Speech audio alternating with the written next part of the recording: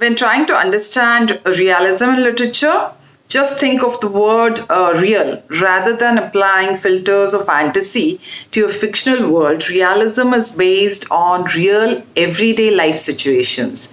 So, realism in literature is like that photo that you take before applying the Snapchat filters. In realism, you will find characters with genuine jobs and genuine problems. For example, a work of realism would probably, chronicle the life of a farmer, an average farmer. Rather than using fun metaphors and using imagery, a realistic writer would show you the undramatized life and maybe, the kind of dialect that is used in that area. Realism perceives the individual simply as a person, and this contradicts the views of the romantics and the naturalists before this era. This is because the romantics idealized the human being. They saw him as God. Whereas, naturalists, they see the individual as a helpless being, as a victim of all the elements that surround him. And when we look at realism, realism is more existential in its outlook. Yes, as some of you must have already guessed, this is a session on realism. Hello and welcome, dear students, to another session on criticism. This is Module 2, Session 14, 15 and 16 on realism for students of BA 5th semester, Paper 1, Criticism, prescribed for Karnataka University, Dharwad. And I am Dr. Vijayalakshmi Nayak, Assistant Professor at GFGC and PG Center, Dharwad.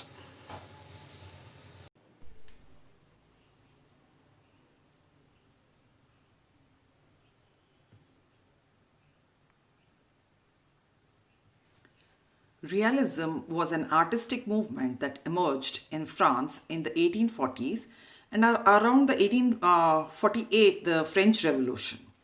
Realists rejected Romanticism, which had dominated French literature and art since the early 19th century. Realism revolted against the exotic subject matter and the exaggerated emotionalism and drama of the Romantic movement. Instead, it sought to portray real and typical contemporary people and situations with truth and accuracy, and not, it didn't want to avoid unpleasant or sordid aspects of life. The movement aimed to focus on unidealized subjects and events that were previously rejected in artwork. Realist work depicted people of all classes in situations that arise in the ordinary life and often reflected the changes brought by the industrial and commercial revolutions. Realism was primarily concerned with how things appeared to the eye rather than containing ideal representations of the world. Now, the term realism as an aesthetic category is relatively recent. It is first credited to its use in the field of painting in the 19th century, when Gustave Courbet entitled his solo exhibition in Paris in 1855 called Du Realisme. One of the outcomes of the controversy around this exhibition was the founding of the journal Realism by Edmond Duranty.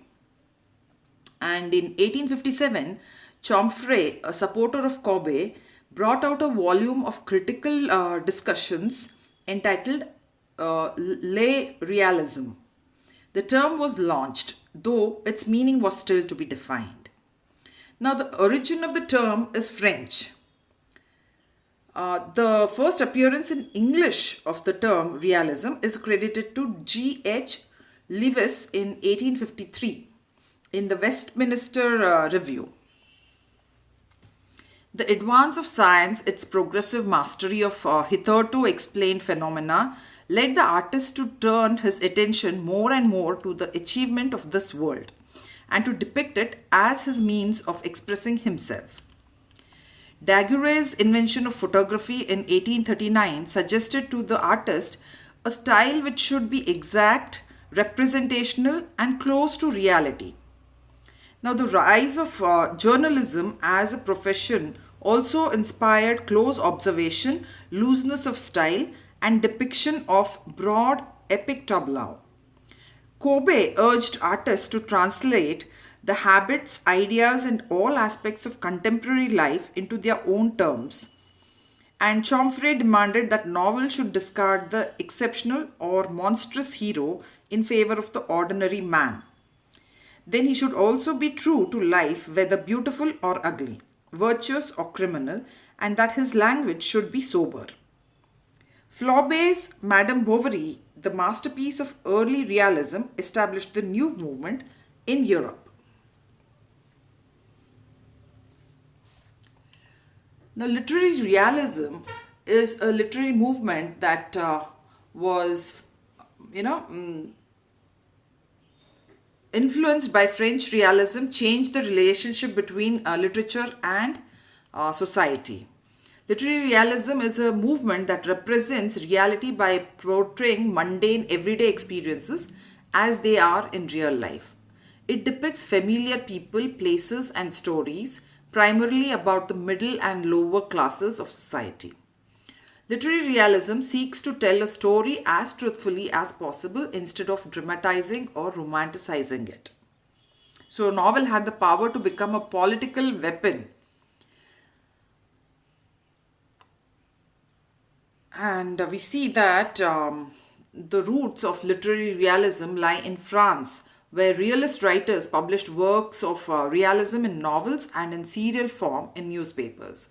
The earliest realist writers include Honore de Balzac, who infused his writing with complex characters and detailed observations about society. And we also have Gustave Flaubert, who established realist narration as we know it today. From the English, we see a gradual progression in the English novel tradition also from Defoe through Richardson, Burney, and Austen, for instance. The realist impulse is evident, and the works of Eliot, Trollope, Gaskell, Thackeray, and Dickens continued this tradition.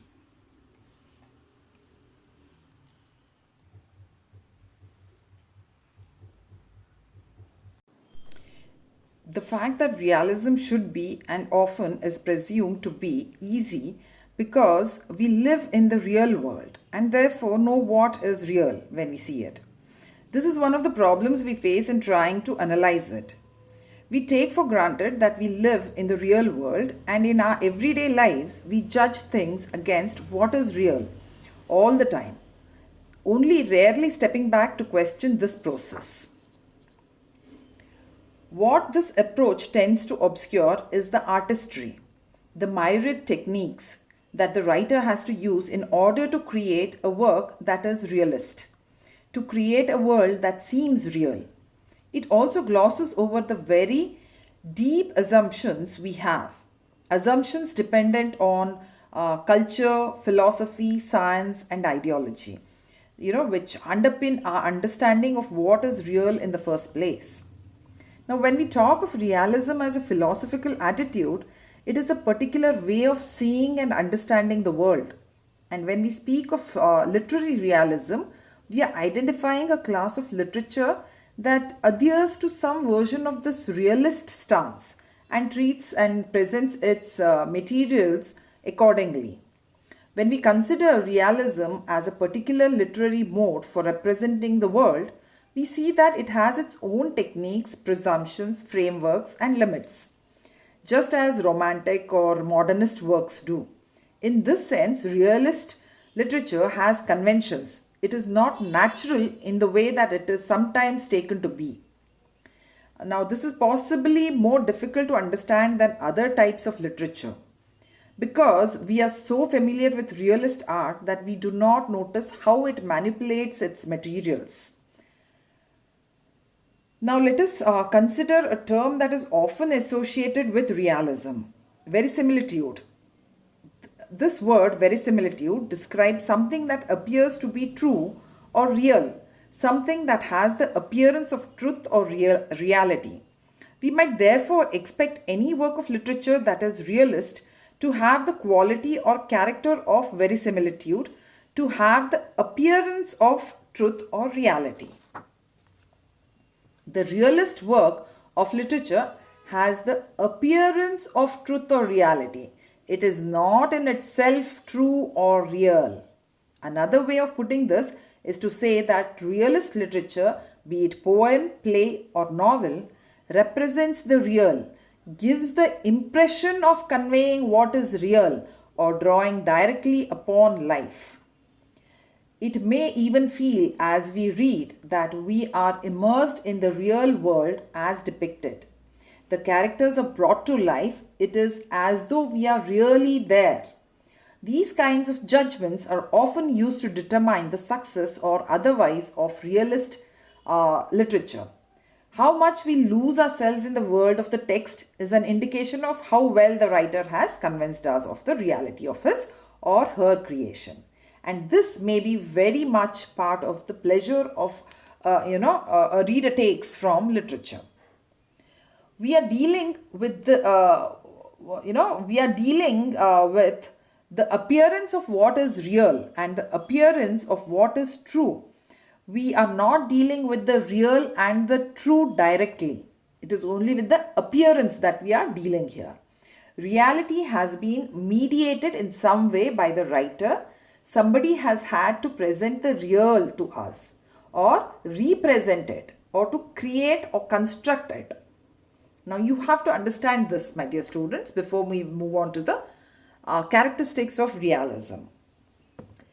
Now, coming to the characteristics, realism is we find objective writing about ordinary characters in ordinary situations, that is, real life situations.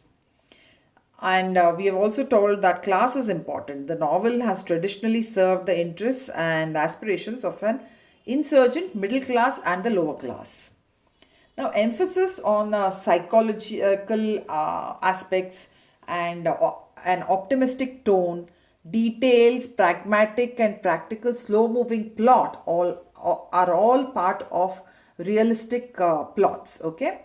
Now, rounded and dynamic characters who serve the purpose in the plot are also the need for the R in realism. Now, if we have to talk about the empirically verifiable objects, then we see that the world as it is created in novel impinges upon characters. Characters dictate the plot, and usually the endings are open, we don't have closed endings. We also notice that time marches inevitably on. Small things are built up. There is no really a climax. There is no crisis as such in realistic novels, but just one more unimportant thing. That is the climax. Casualty is built into text. Why something happens is foreshadowed. Foreshadowing in everyday events is one of the characteristic of realists. Now, realists actually, they just show us rather than telling us.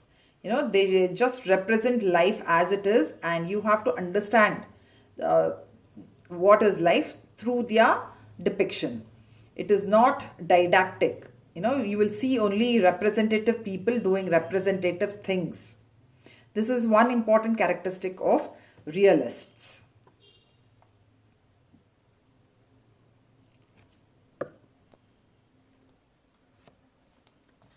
Now, we see that literary realism existed in some form in England even before the genre was fully defined. Some critics credit the first British novelists like Daniel Defoe and Samuel Richardson as realists because they wrote about the issues related to the middle class. And now that realism took shape, we see that George Eliot, she published her very famous novel Middlemarch, a study of provincial life, in 1871, which is considered the most famous work of literary realism to come from United Kingdom. The genre developed in parallel with the UK's new middle class, and authors took the opportunity to echo their interests and concerns. Other well-known British realism authors include George Gissing, Arnold Bennett, and George Moore. And when it comes to realism in literature, we also have some subgenres, in realism. Magic realism is one of that, and the most famous writings in that is by Gabriel Gracia Marquez. His 100 Years of Solitude is a type of realism that blurs the lines between fantasy and reality. Magic realism portrays the world truthfully, plus adds magical elements that are not found in our reality but are still considered normal in the world the story takes place. And 100 Years of Solitude by Gabriel Garcia Marquez is a magical realism novel about a man who invents a town according to his own perceptions. So, if magic realism is the first subgenre, then we also have social realism. Social realism is a type of realism that focuses on the lives and living conditions of the working class and the poor. La Miserable by Victor Hugo in 1862 is a social novel about class and politics in France in the early 1800s. Also, we have uh, Charles Dickens, the greatest novelist from England, who is known for his social realism. Then again, we can talk about the third genre, subgenre of realism, kitchen sink realism, which is an offshoot of social realism that focuses on the lives of young working class British men who spend their free time drinking in pubs. Now, Room at the Top by John Bryan from 1957 is a kitchen sink realist novel about a young man with big ambitions who struggles to realize his dreams in post war Britain. We also have socialist realism as the fourth subgenre. This is a type of realism created by Joseph Stalin and adopted by communists. Then, socialist realism glorifies the struggles of the proletariat. Cement by Fyodor Gladkov is a socialist realist novel about the struggles of reconstructing the Soviet Union after the Russian Revolution. Naturalism is the fifth subgenre. It is an extreme form of realism influenced by Charles Darwin's theory of evolution. Naturalism, founded by Emile Zola, explores the belief that science can explain all social and environmental phenomena. A Rose for Emily by William Faulkner, which was published in 1930, is a short story about a recluse with a mental illness whose fate is already determined. And this is also an example of naturalism.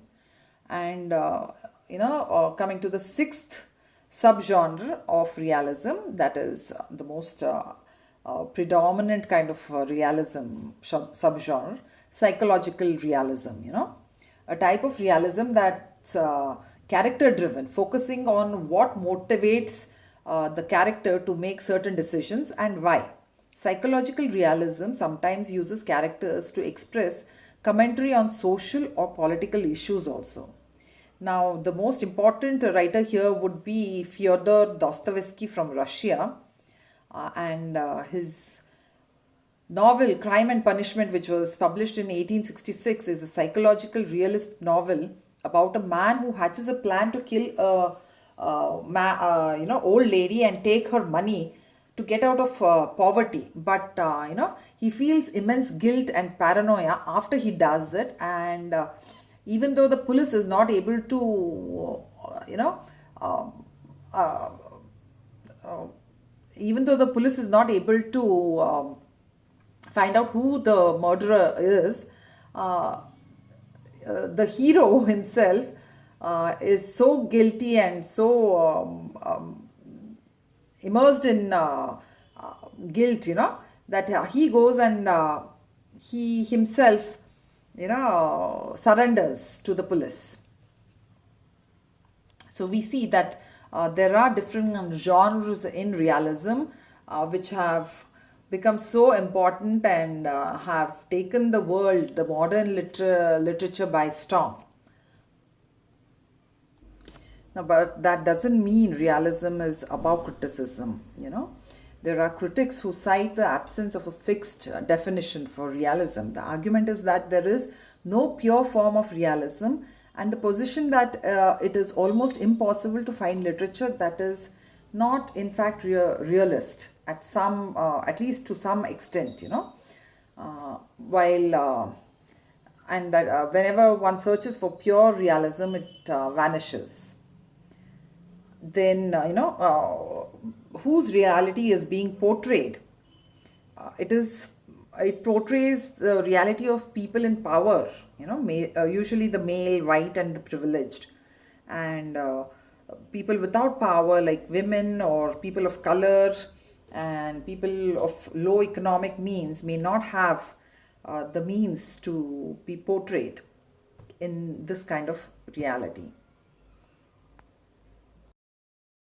Be portrayed in this kind of reality.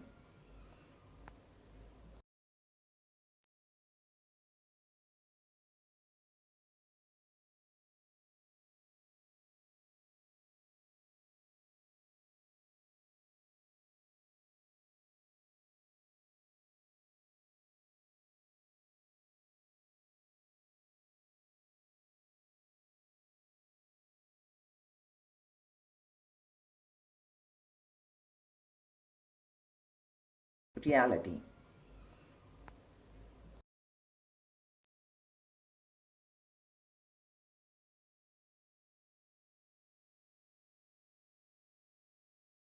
And that whenever one searches for pure realism, it vanishes. Then who at least to some extent, while and that whenever one searches for pure realism, it vanishes. Then whose reality is being portrayed? It is it portrays the reality of people in power, usually the male, white, and the privileged, and people without power like women or people of color and people of low economic means may not have the means to be portrayed in this kind of reality. Critics of realism cite that depicting reality is not often realistic, with some observers calling it imagery or project. Now, this argument is based on the idea that we do not often get what is real correctly. But I think that is something for you to ponder upon, my dear students. I hope this session was helpful to you all, and if so, please like and subscribe. I'll see you in another session. Till then, take care. See you. Bye bye.